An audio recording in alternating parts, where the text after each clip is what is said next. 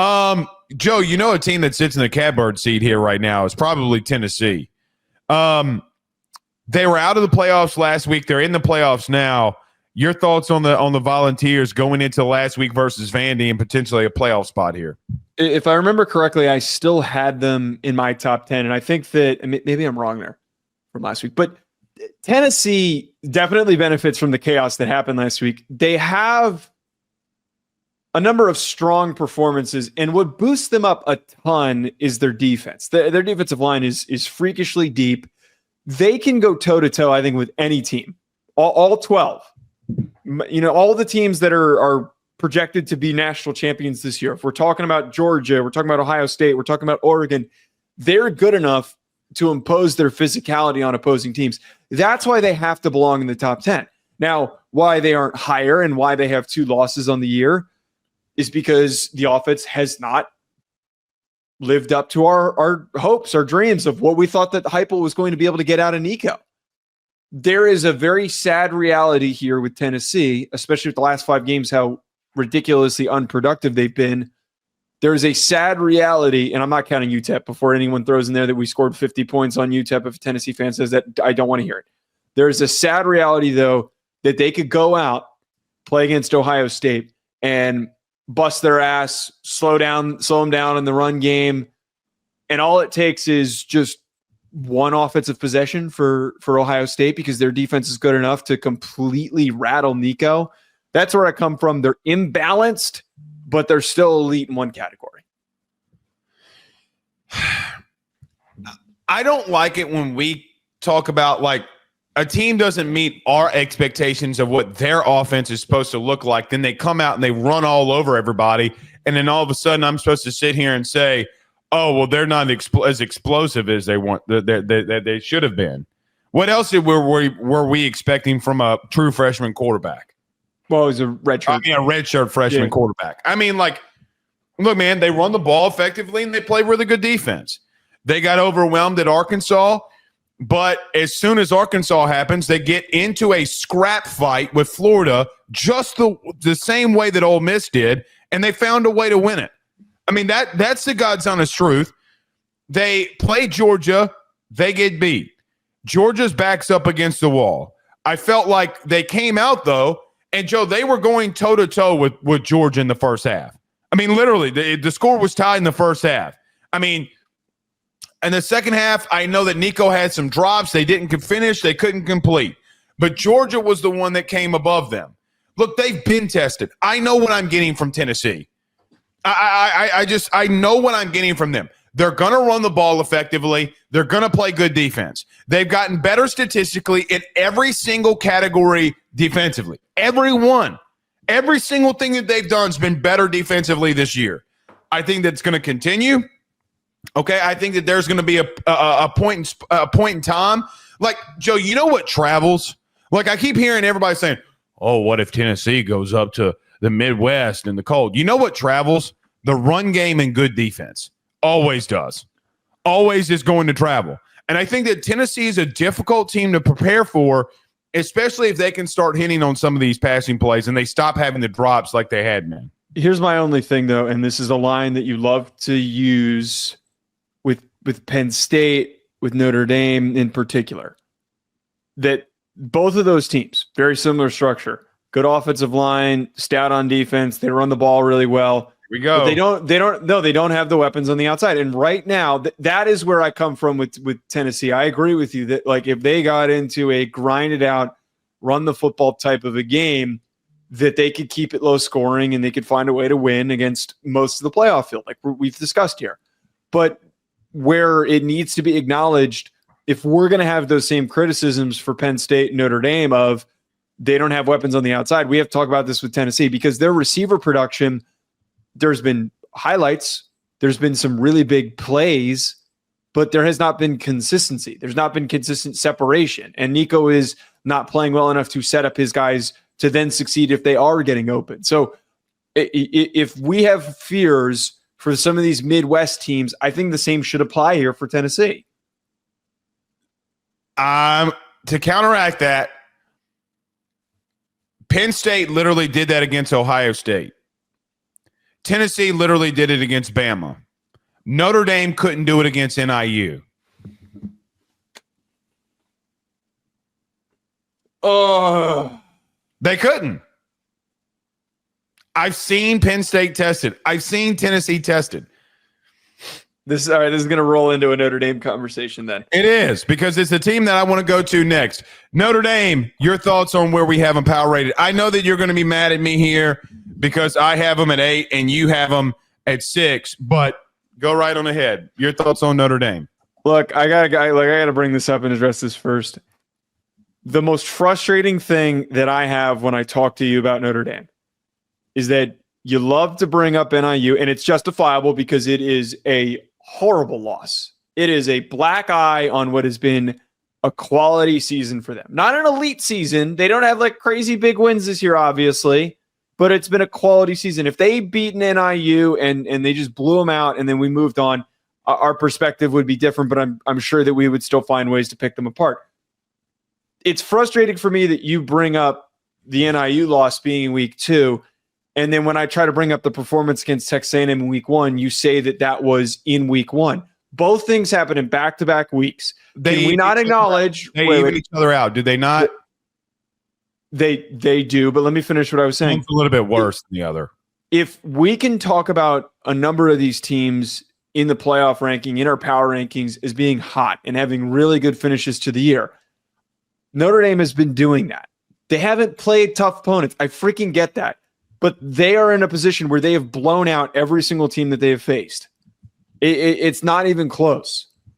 Just like we can say that we don't know if they're good enough. Wouldn't blow out the teams on Notre Dame's schedule? They would. What I'm just trying to say here is that just like if we're going to criticize Notre Dame and we're going to say they haven't been tested in the second half of the season, we don't know if they're competitive enough or good enough to go toe-to-toe with the playoff team.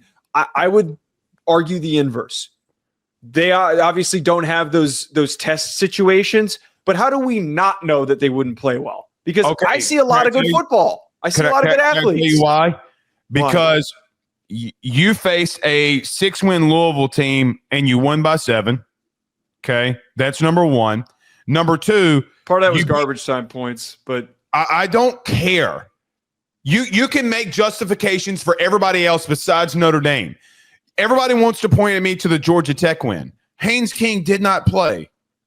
He didn't play. I hope nobody's bringing up the Georgia Tech win because it's not an impressive win. Look on my comments when I talk about teams against the SEC. Haynes King did not play. He comes back the next week and they beat Miami. It's the worst thing that could have happened to Notre Dame. Like, what would have really happened in that game if Haynes King at home plays? They still hold on. Would have beaten him. Maybe they would have. But we thought coming into Miami would have beat Georgia Tech too, and they didn't. So we can assume and make assumptions. We don't know because Haynes King, when they're running the football, we don't know that. You're talking about blowouts.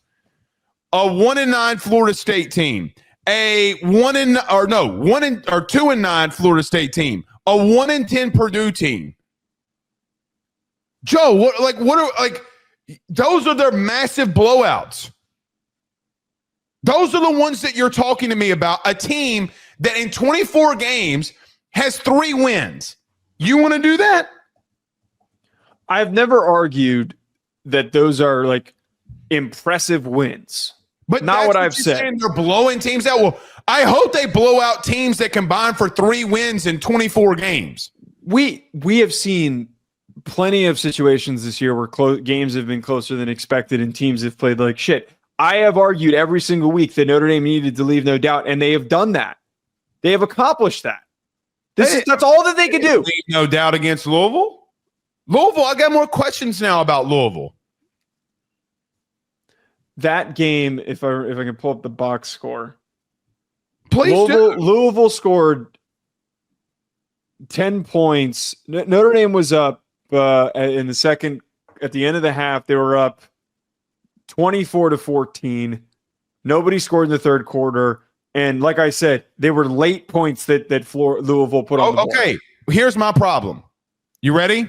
What? I saw a Louisville team hold them to 117 yards rushing.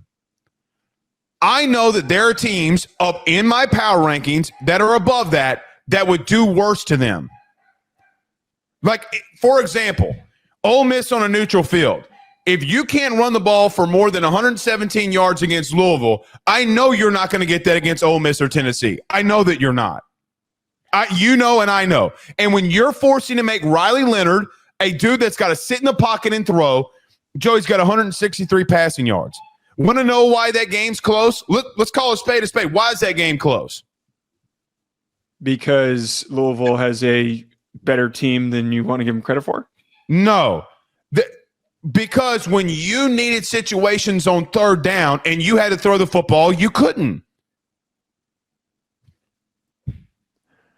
I think you're underselling Louisville's run defense because, first of all, they're 49th in the country in run defense. Not a great number, but a good number. Louisville has... So, again, Tennessee, Ole Miss, Indiana, and all these other teams are in the top 10. Now what?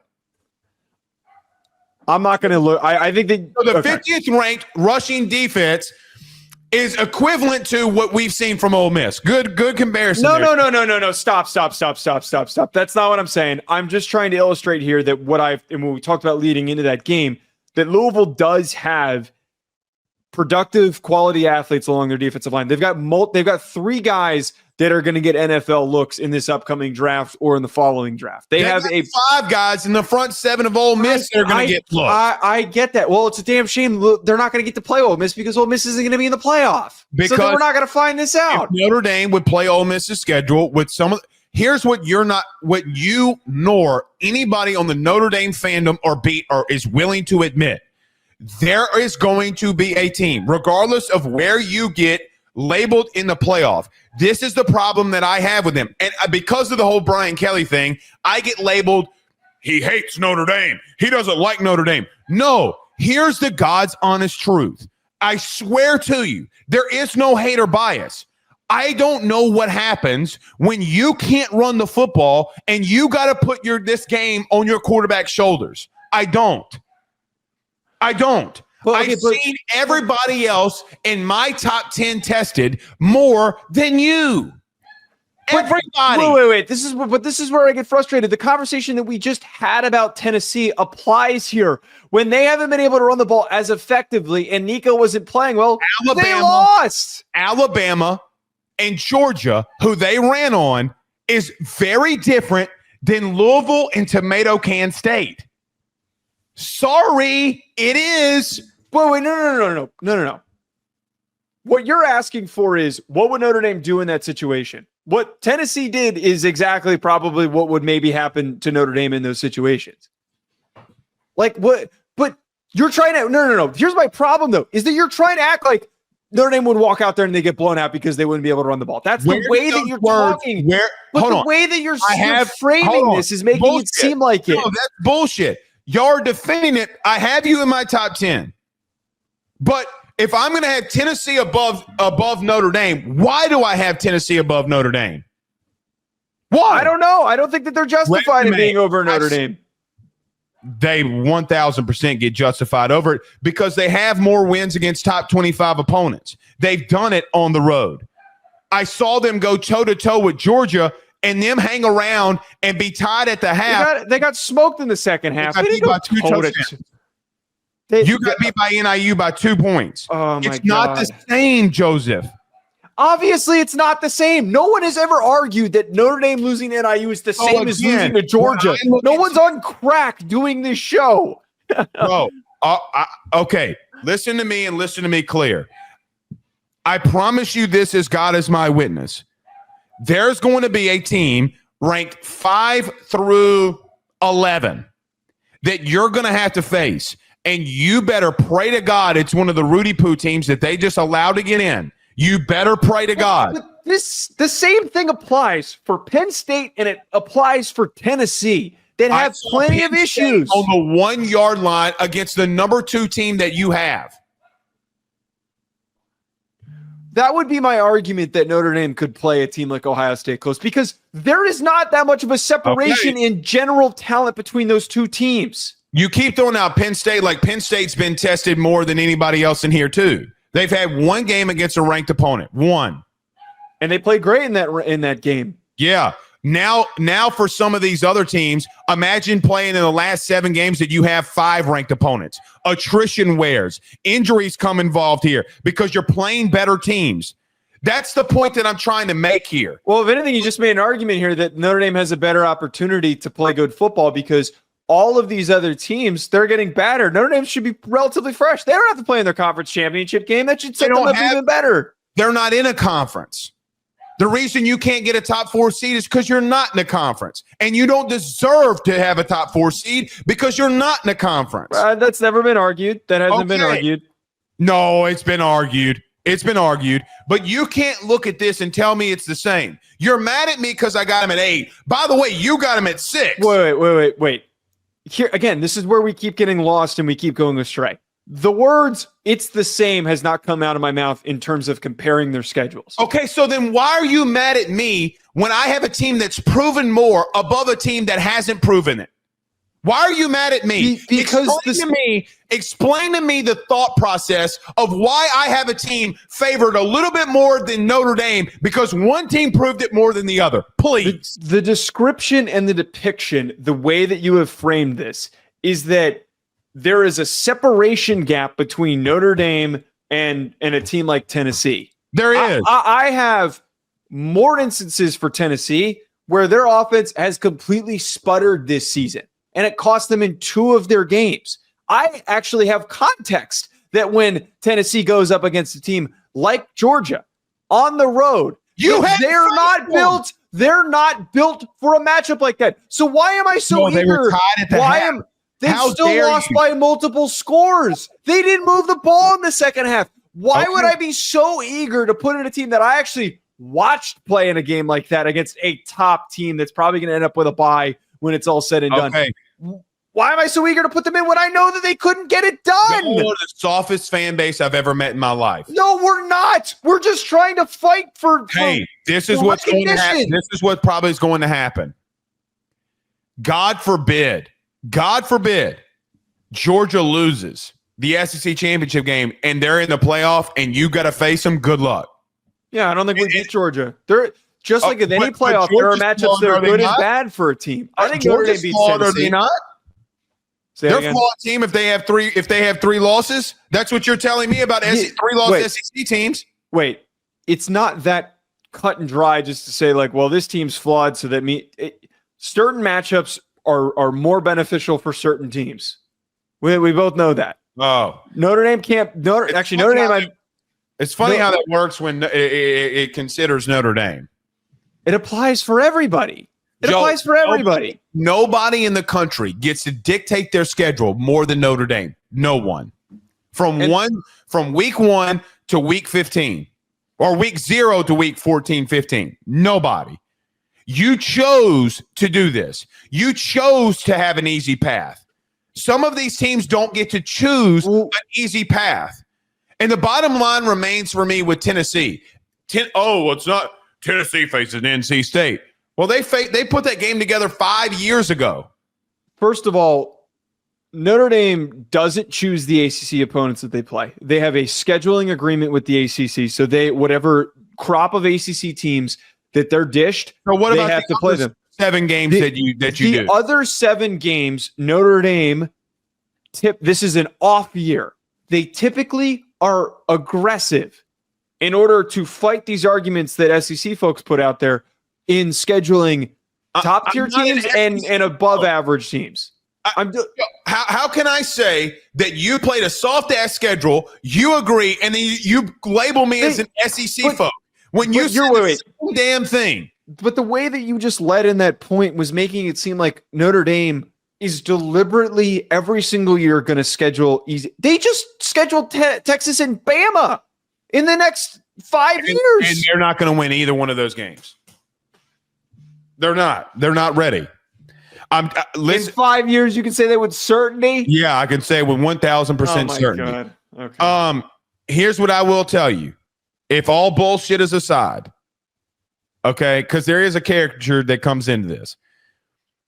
All bullshit aside, there's going to be a team that you can't run on, and I just don't – there's no way Riley Leonard's going to lead you to win. That's the God's honest truth, and I think deep down you know that I'm telling you the truth. All right. Mm-mm. You want to get Joe? I don't like when you throw that last part in there because deep down, no, I don't agree with that. No matter what, no matter how deep I dig, okay, hold on. Still not in agreement with the take. We gotta get moving because I got a show right after we record. Hold on. Let me just ask you a question. If you ask Riley Leonard to throw the ball 30 to 35 times, are you confident against these teams in the top 12? That's a leading question. I'm never going to ask him to do that because it's not his strong suit. You will ask him to do that if you get in a situation where you can't run the football. Okay, so I promise you, when you face some of these teams with better defenses than you face, you're going to get bent over and you're going to get doggy styled. BetOnline remains your top spot for all of your live betting action and contests. NFL, college football, UFC, NHL are all in full swing. BetOnline is your number one source for wagering news, odds, trends, and predictions with both desktop and mobile access at any time. Head to BetOnline today and use promo code BELIEVE, that's BLEAV, for 50% off your first deposit. That is a 50% welcome bonus. BetOnline, where the game starts.